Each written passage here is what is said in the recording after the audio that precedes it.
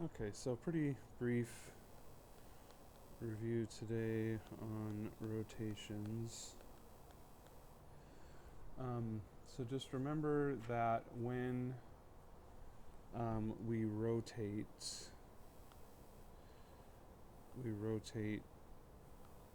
to the left or counterclockwise, and that each, so if you started here, that each quadrant is in 90-degree increments. So regardless of where you start, if you go around to the left at 90-degree increments, you should end up in like the next quadrant. That's more of just a way to check your answer to see did you apply the rules correctly. Okay, so there was that chart on page 191 that had, I don't know why in the book it uses A and B. When we're talking about coordinates, I feel like you should kind of use X and Y. So I just write X and Y, but the book does do A and B. So if you do a 90-degree rotation, whatever point you have at the beginning, you are going to switch the X and the Y. So the Y becomes the X becomes the Y, and then the new X number or the Y number, you do the opposite sign. So if you had a point that was 3, -4, when you do the rotation, you'll switch them and you do the opposite of the Y number when you switch it. Okay, and so if you kind of come up to our graph, let's see, did I do that right? 3, -4 would be there. I'm going to put it in a different color.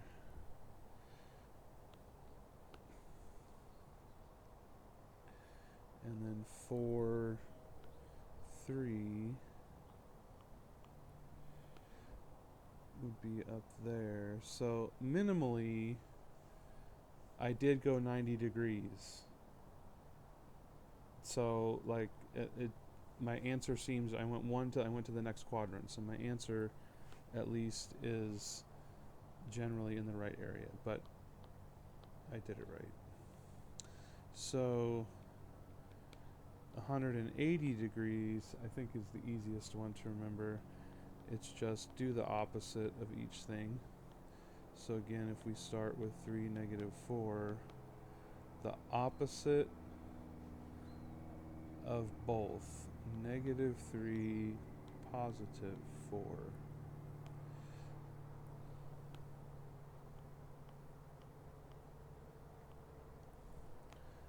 -3, +4 would end up there. So if I do the green one, actually I will go back and change the color of that first one to black.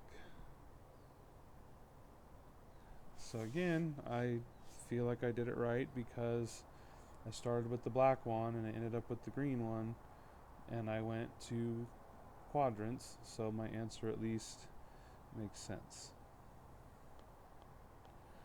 270 degrees, it's similar to like the 90-degree one where you're going to switch the X and the Y, but instead of the Y being negative or opposite, the X is going to be opposite. So 3, -4. Okay, when I switch them, the X number, which becomes the Y number, is opposite. So if I do that one in blue, -4, -3 ends up over there. And that makes sense. It's 1, 2, 3 quadrants away from the black one. Okay, and you won't have to do a 90, a 180, and a 270 in the same problem, but if you notice, it does make a square. It's kind of like tilted a little bit, like, you know, it's not like perfectly flat on the ground, but it will make a square if you do it right. Okay, so this is the key to rotations. Okay, you've got to, I guess it would be more like the left side, you know, knowing like the formula, if you will. Okay, so study that for sure. All right, with this, needing to rotate a particular figure in the coordinate plane, but the other thing that is in this section is rotational symmetry.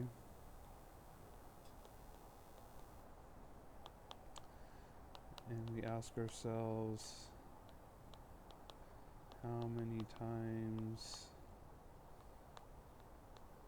does the figure match? So we tend to use shapes like when we do this, but it doesn't have to be.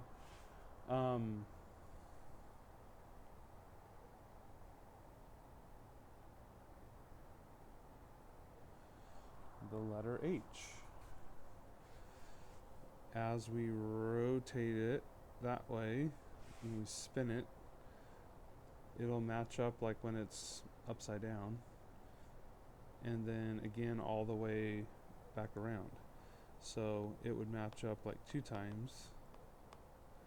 So we would do 360 degrees divided by 2 is 180 degrees. So every 180 degrees, the H will match up.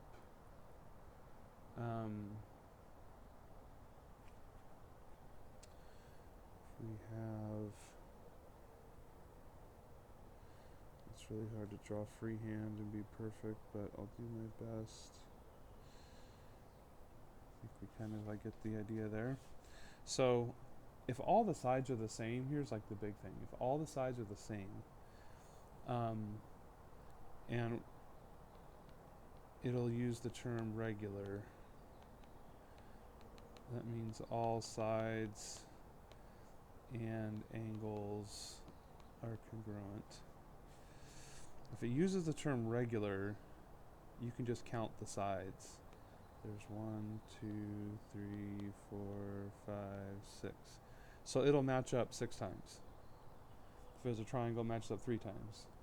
If it's a square, it'll match up 4 times, so on. Okay, so it would match up 6 times. So we do 360 degrees divided by 6 is 60 degrees. So every 60 degrees it matches up. So 60 and then 120, then 180 and so on.